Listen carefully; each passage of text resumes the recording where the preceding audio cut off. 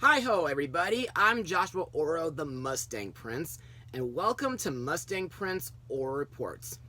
Well, folks, today we're going to look at a very special Muppet-related film.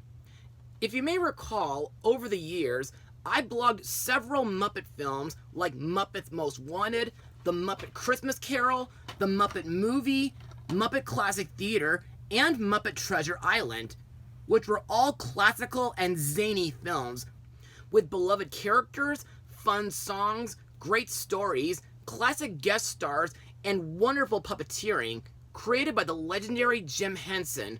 May he rest in peace. By the way, does anyone remember the time when the Muppets had their own attraction at the Disney parks? Well, thanks to a request from Marzana Hayes on YouTube, I'm going to blog a zany 3D show that the Muppets had at Disney California Adventure and are still performing at Disney Hollywood Studios. First opening at Disney's Hollywood Studios on May 16, 1991, this is Muppet Vision 3D. So, let's get started. In this zany 3D show, Kermit the Frog gives the audience a backstage tour of the Muppet Studios where the Muppets prepare their sketch acts to demonstrate their new breakthrough in 3D film technology. However, things start to get crazy and wild when an experimental 3D sprite runs amok and causes some mayhem for the film. So, what are my thoughts? Well, to me, this attraction was zany, wild, and full of Muppet excitement. In fact, it was one of my favorite Disney attractions until it got taken away in 2014. And to further explain why I love this attraction, let's move on to Mustang Notes. The show was filmed in Soundstage 3 at the Walt Disney Studios in January 1990 and was directed by Jim Henson himself, and it was written by Bill Prady.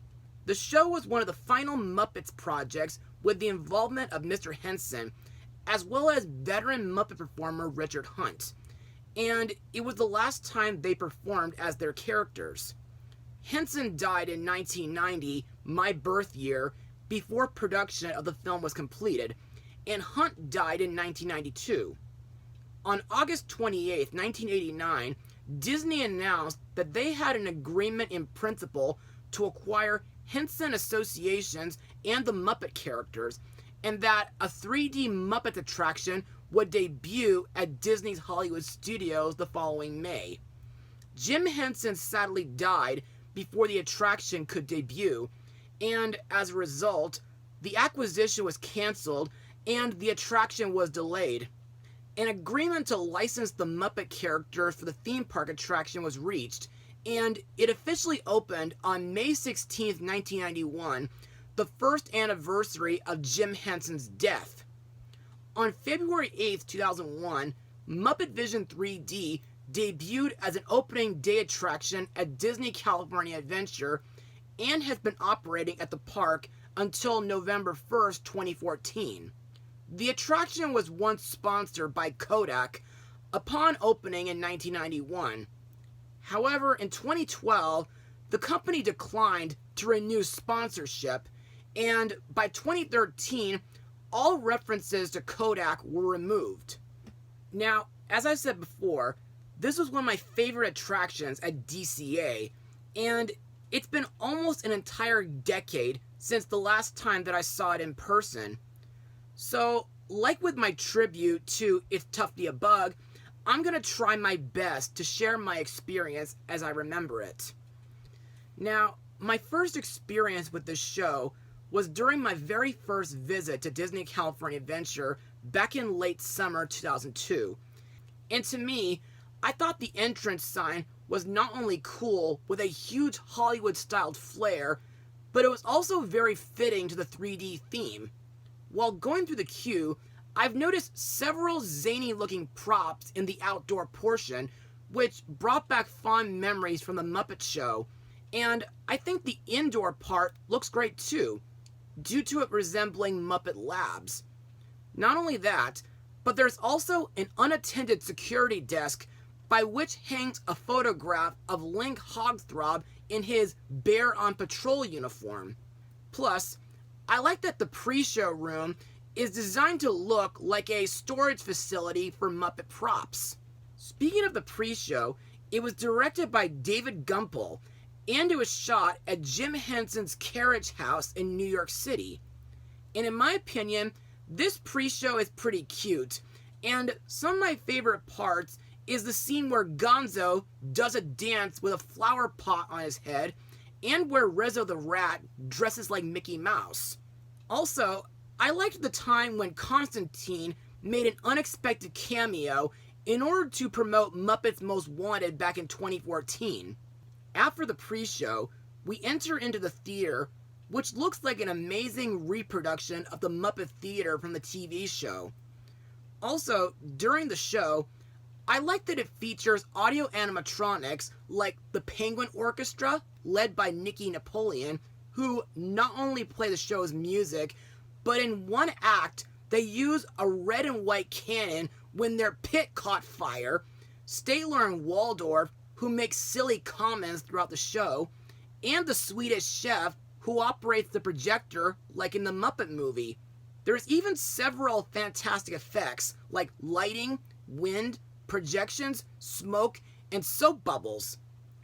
Also, in my opinion, the 3D effects on screen are simply amazing. Also, there's a live full-body performer portraying as Sweetums who helps Kermit and friends find Bean Bunny in one of the boxes and puts out the fire in the orchestra pit. And to me, those were the most interesting parts of the show. Plus, I like the parts where a few on-screen characters interact with the audience and a couple characters whom are sitting in the audience. Also, I thought the ending explosion caused by the Swedish chef's cannon was really intense and over the top. And it seemed like something that Crazy Harry would do. But thankfully, like Kermit says, the theater only suffers through minor damage. Also to note, like with Muppet Classic Theater, I find it interesting that this show doesn't have any live-action guest stars. Sadly, after Muppets 3D closure at DCA, the theater became host to the Frozen Sing-Along Celebration show, which ran from January 7th, 2015 through April 17th, 2016. And it also showed several sneak peeks of upcoming Disney, Pixar, and Marvel films. And then, in April of 2019, the theater began showing Mickey's PhilharMagic, which originally opened at the Magic Kingdom in 2003, which to me is awesome and all, but that's a topic for a future blog. Anyway, let's move on to the cast. The host of the show, Kermit the Frog, is voiced by the late Muppet creator Jim Henson.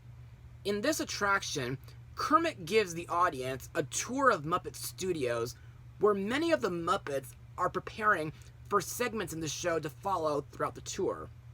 In my opinion, Kermit is such a beloved Muppet, and he has such a remarkable talent when it comes to directing and hosting. Also, I just loved the scene at the end where Kermit is riding on a fire engine ladder. Next is Kermit's closest friend, Fozzie Bear, voiced by Frank Oz. During the show, Fozzie demonstrates the first of several cheap 3D tricks, like a party horn, a snake nut can, a squirting flower, and a remote control banana cream pie. In my opinion, while Fozzie's role isn't as big or as important as most of the other characters, I still think the gags that he does in this really show his hilarious comedic stand-up that he's known for doing on The Muppet Show.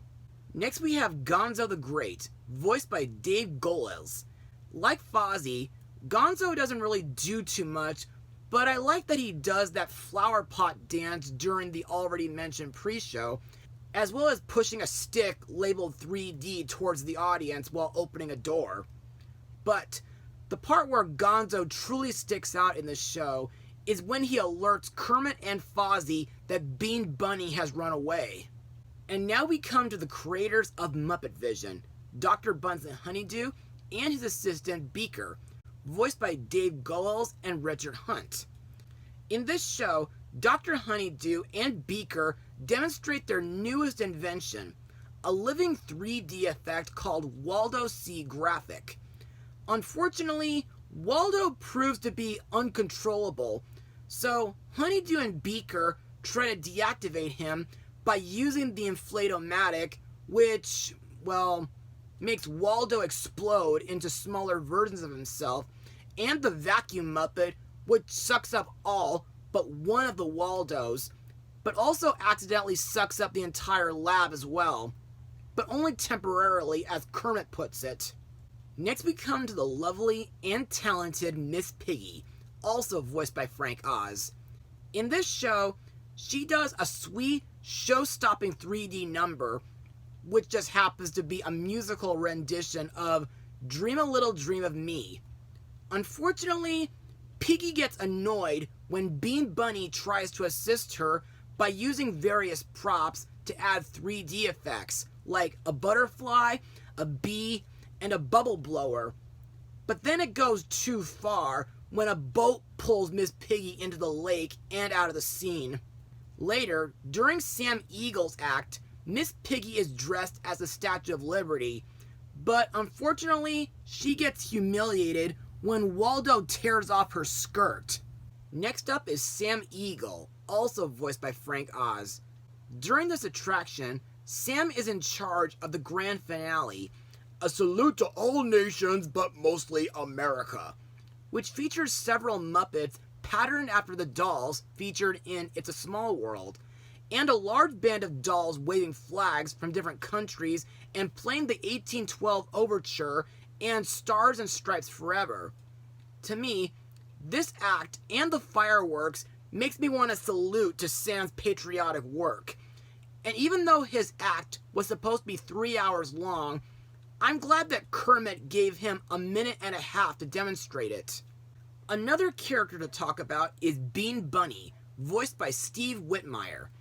Now, I'm sure a lot of you folks remember him from the Muppet Christmas Carol.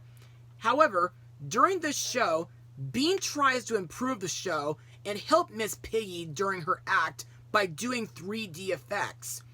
But sadly, his good intentions do not satisfy her, and he gets turned away. Disheartened, Bean decides to run away with Waldo in tow. But when Kermit asks him to come back, Bean agrees to stay only if he's given something to do. Thankfully, Fozzie suggests that Bean should set off the fireworks for Sam's big production number. Finally, we have Waldo C. Graphic, also voiced by Steve Whitmire. Waldo is a computer graphic Muppet whom was created at Muppet Labs by Dr. Honeydew, and he has the ability to morph into any shape imaginable. Fun fact, Waldo first appeared in 1989 on the Jim Henson Hour, where he was the demographics expert for Muppet Television. But during Muppet Vision 3D, Waldo is known as the spirit of 3D, and after Dr. Honeydew failed to suck him up with the Vacuum Muppet, Waldo attempts to get out of the film while causing so much chaos. In my opinion, Waldo is not really an antagonist. In other words, he's more mischievous than evil, kind of like Discord or Loki. Plus, he seems to have a playful nature of a clown, yet with the intelligence of a computer. Also, I thought it was pretty cute when Waldo turns into Mickey Mouse before finally getting sucked up. And now on to my final words. Overall, Muppet Vision 3D is a really zany, hilarious, and nowadays underrated Disney attraction. And I think Jim Henson really outdid himself while putting it all together. It has a lot of charm, the demonstrations are very creative, the gags are pretty funny, the puppeteering is outstanding, the Muppet characters are memorable, comical, and lovable as always, and the 3D effects are fantastic. Same goes for the effects that happen all around you. Still, like the Country Bear Jamboree, I really missed this show at the Disneyland Resort. But if any of you out there want to check out this amazing show for yourselves, either look for it on YouTube or just simply go to Disney Hollywood Studios in Orlando, Florida. And believe me, that park is the only one in Walt Disney World that I still haven't been to yet to this very day. As for my final rating, I'll give it a full 100% because there's hardly a bad thing about this show, and every moment of it was pure Muppet joy. Well, that's all for now. Be sure to join me next time for my 700th episode. But what's it gonna be, you ask? Well, you'll just have to stay tuned and find out. Mustang Power.